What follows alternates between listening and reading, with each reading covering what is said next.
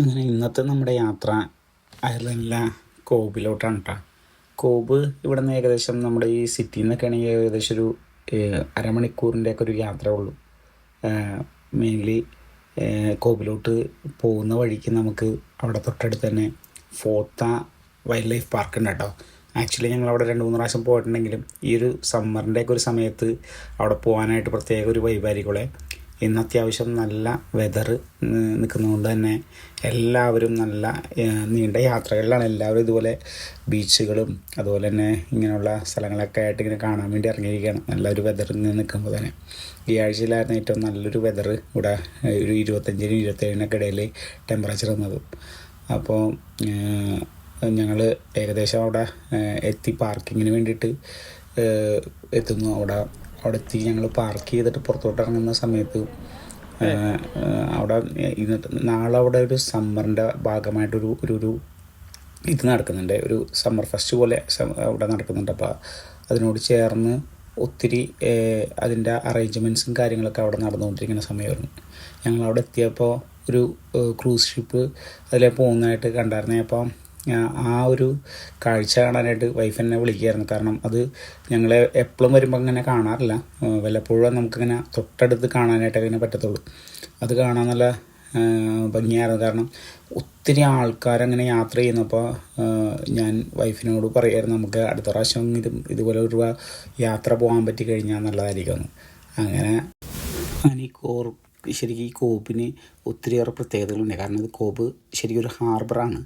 ഇവിടെ 2-3-4 സ്ഥലങ്ങളുണ്ട് നമ്മൾ മസ്റ്റായിട്ട് വന്ന് കാണേണ്ടതായിട്ട്. കാരണം നമ്മൾ കോബിൽ വരികയാണെങ്കിൽ കോബിൽ തന്നെ അതിൻ്റെ അവിടെ ഒരു ചർച്ചുണ്ട്. അവിടെ സെൻറ്റ് കോൾമൻസ് കത്തീഡ്രൽ എന്ന് പറഞ്ഞൊരു ചർച്ചുണ്ട്. ആ കത്തീഡ്രൽ കാണാൻ നല്ല ഭംഗിയാണ്. പള്ളിയുടെ അവിടെ ആ ഫ്രണ്ടിൽ ആ ഭാഗത്ത് നിന്ന് പോകാനും പള്ളി വിസിറ്റ് ചെയ്യാനൊക്കെ ആയിട്ട് നല്ല ഒരു പ്രത്യേക ഭംഗിയാണ്. അതുപോലെ തന്നെ ഈ ഹാർബറിൻ്റെ തൊട്ടടുത്തുള്ള വ്യൂസ് കാണാനായിട്ട് നല്ല 2-3 സ്പോട്ടുകളുണ്ട് അവിടെ.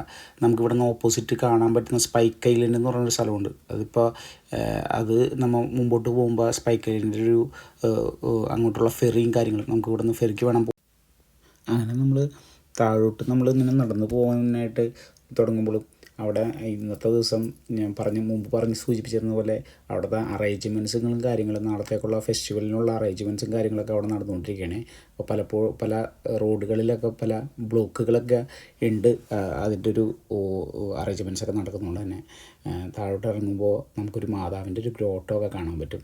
പിന്നീട് താഴോട്ടങ്ങോട്ട് ചെല്ലുമ്പോൾ നമുക്ക് ഇന്നത്തെ ദിവസത്തിൻ്റെ ഒരു വലിയ പ്രത്യേകത എന്ന് പറഞ്ഞാൽ ഒത്തിരി ആൾക്കാർ ഉണ്ടായിരുന്നു. ഈ ഒരു വെതർ ഇങ്ങനെ നിൽക്കുമ്പോൾ കോബ് ശരിക്കും ഒരു ടൂറിസ്റ്റ് സ്പോട്ടും കൂടാണ്. ഇവിടെ അത്യാവശ്യം ഒത്തിരിയേറെ കാര്യങ്ങൾ കാണാനുണ്ട്. സ്പൈക്ക് ഐലൻഡ്, അതുപോലെ തന്നെ കോബിൻ്റെ ഹാർബർ വ്യൂ, പിന്നെ കത്തീഡ്രലിനോട് ചേർന്നുള്ള വ്യൂ, അതുപോലെ അതിൻ്റെ ഞങ്ങൾ അവിടെ നിൽക്കുമ്പോൾ തന്നെ എല്ലാവരും ഈ ഒരു വെതറിന് നന്നായിട്ട് ആസ്വദിക്കുമായിരുന്നു കേട്ടോ. കാരണം പലരും തന്നെ ഐസ്ക്രീമൊക്കെ മേടിച്ച് അതുപോലെ കുറേ നേരം ഈ വെയിലൊക്കെ കൊണ്ട് ഇവിടെ ഇങ്ങനെ ഇരിക്കുമായിരുന്നു.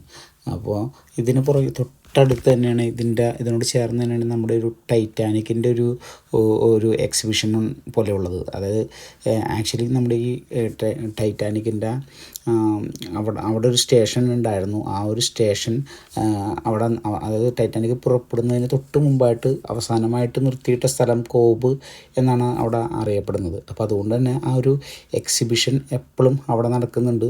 അവിടെ ആക്ച്വലി നമുക്ക് എൻട്രി ചെയ്യണമെന്നുണ്ടെങ്കിൽ നിങ്ങൾ ഇവിടെ വരികയാണെങ്കിൽ കോബിൽ വരുമ്പോൾ ഈ ടൈറ്റാനിക്സിൻ്റെ ആ ഒരു എക്സ്പീരിയൻസ് മസ്റ്റാണ്. നമ്മുടെ സുഹൃത്തുക്കളൊക്കെ പലരും പോയിട്ടുണ്ട്, പക്ഷേ ഞങ്ങൾ ഇതുവരെ പോയിട്ടില്ല.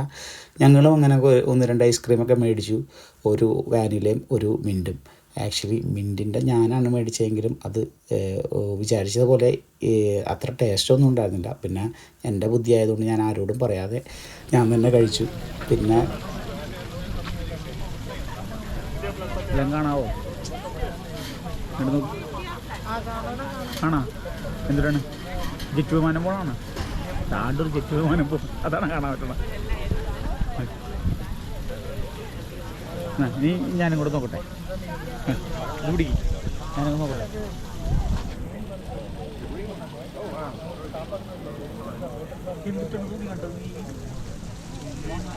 ശരിയാ അവിടെ ആരോ കുളിക്കണ്ട് സോണി, ആരോ കുളിക്കണ്ട്.